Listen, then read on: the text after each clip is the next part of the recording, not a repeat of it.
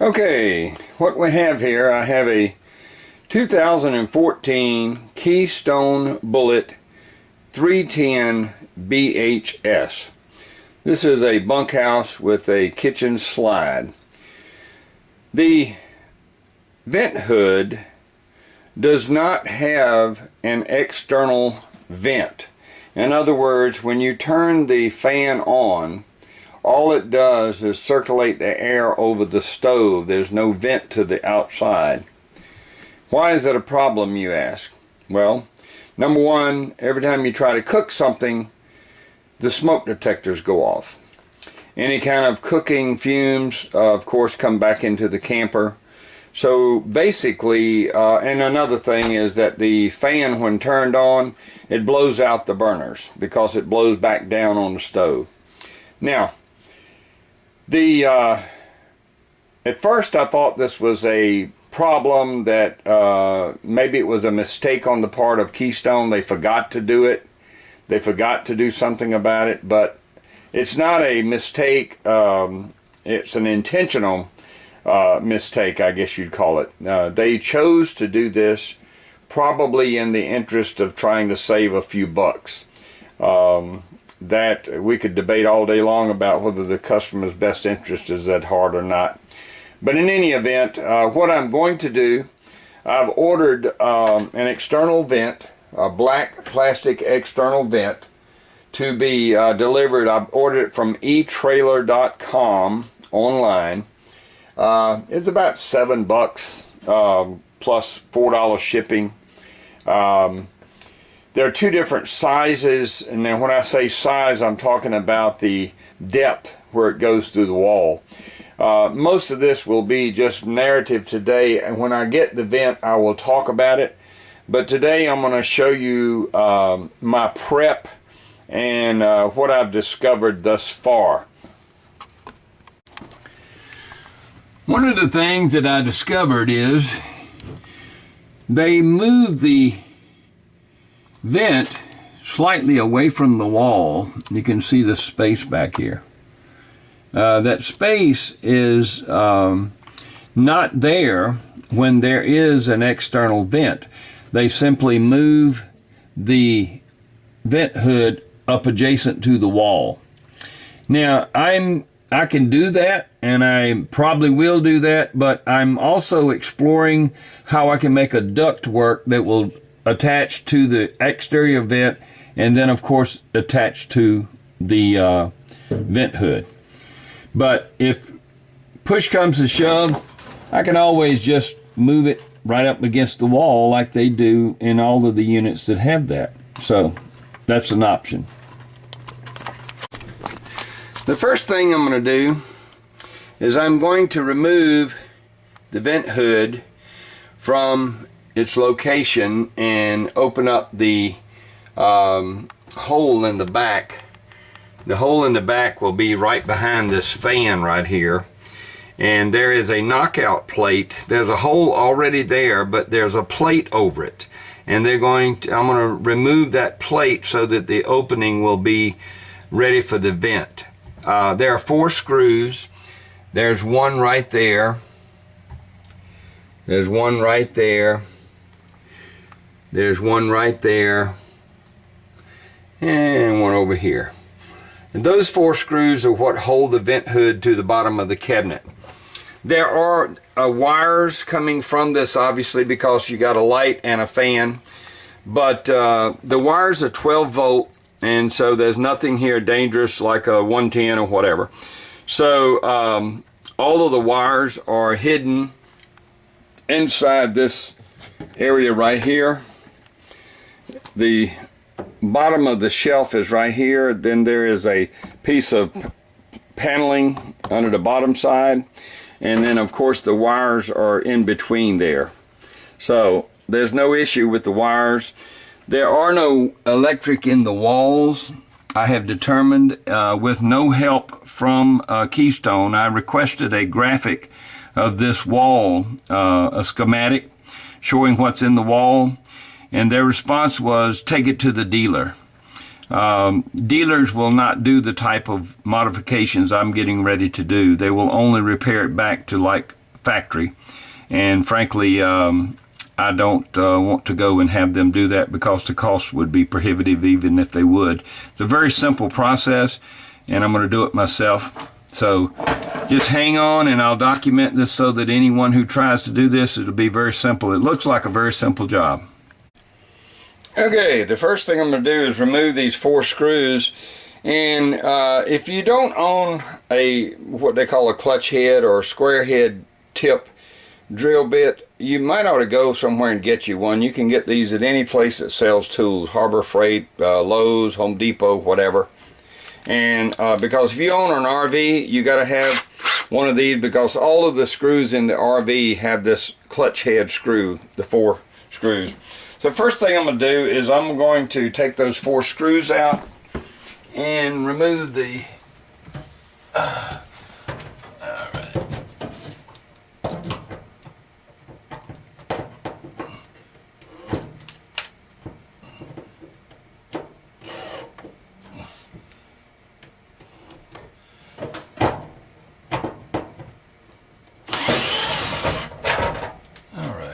one.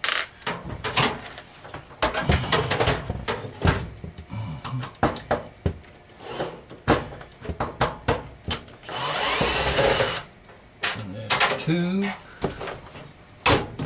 Okay. And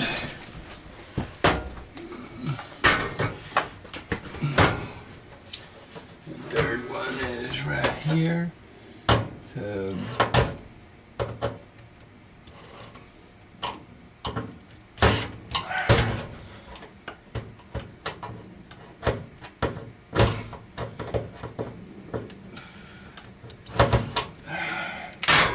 flashlight, old eyes. Here we go. Alright. That's 3. And 4 is right in here. Alright.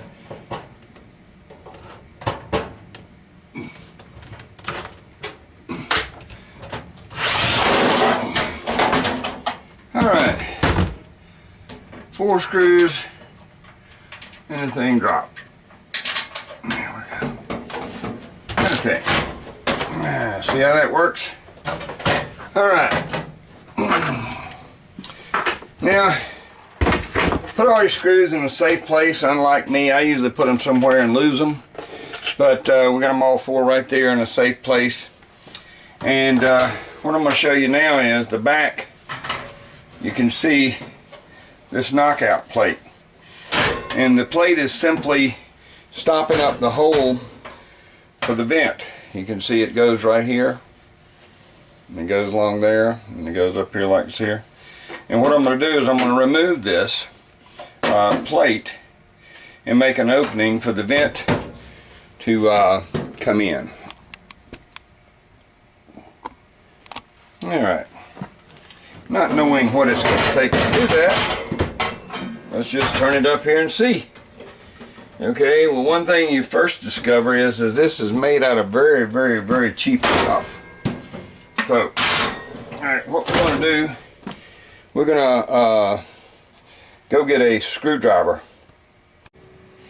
Okay, what I've done is on the back of this range hood there is a plate that stops up the hole where the vent is going to be. And what I've done is it's riveted on with rivets, and I've drilled the rivets out. So there's 4 here, and then there's 3 at the top here. Drill those rivets out, and once you got them out, it'll free up this plate here. I'll go ahead and finish taking this plate off. Right now I'm just going to get it out of the way so you can see what's going on here. There's the opening that I'm talking about where the vent's going to be. The opening is already there, and so anyway, what I may do is just leave this piece on for duct work, and then just bring a piece down here and here, and just use this as duct work. I'll let you know later on as I go through this, but I can, like I said, I can move this back to the wall and be flush and have the vent come in here, or I can create a ductwork like this and make a ductwork where the thing comes in and seal it with duct tape. But in any event, that's how you get the hole open that was put in there originally for the vent, but the vent was not put in there due to the wisdom of the fine folks at Keystone. So we'll be back with you in just a minute. Okay, what I'm doing now is I'm going ahead and taking the fan and all out so that I can put this up against the wall here and mark the opening for cutting. So where the wires are plugged into the back of the switches here, I'm going to take a photograph of it so that when I disconnect them I can remember how to hook them back up. And so what I do is just take my old trusty cell phone, take a good photograph of the wires there, make sure I got a good clear picture, and I do, and I can see that the red wires go over here, and then what I'll do is I will also make a note here on my paperwork. I'll make a note that the red from the light is to the switch. I say the red is to the light switch, and then the black is to the fan switch. Okay, so that's the light, and the black is the fan switch. Okay, that's the fan switch. So now I know where these two wires go. The white here, of course, goes to the white, so there's no question about it, knowing where it goes. So white to white, and that's about all it is here. And the reason I'm moving this all out of the way, it's very, very flimsy and easily damaged probably. And so when I put this up there to mark the opening, I don't want this fan in the way, so I'm going to move it out of the way so I can put it up there, mark the opening, and then I can reinstall the fan, so no big deal.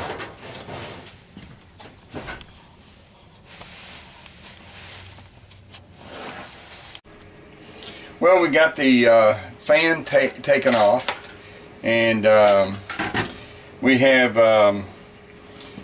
all the things disconnected from the housing here. What we're going to do is we're going to put it up here, and we're going to mark the opening in the back, that opening that's in the back right there. We're going to mark that on the wall. Now, we're still kind of torn between whether we want to actually slide this back to the back or make a duct work. I've made a duct work.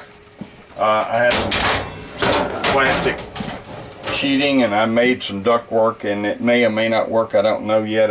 I know I can make it work, but kind of may want to simplify it. So I may just go ahead and remove this panel on the back here, this panel, and then just flush it up to the wall here, trace out that and cut it. But I'm not going to do anything until I get the vent in, and when the vent gets here, then we'll do some marking and cutting.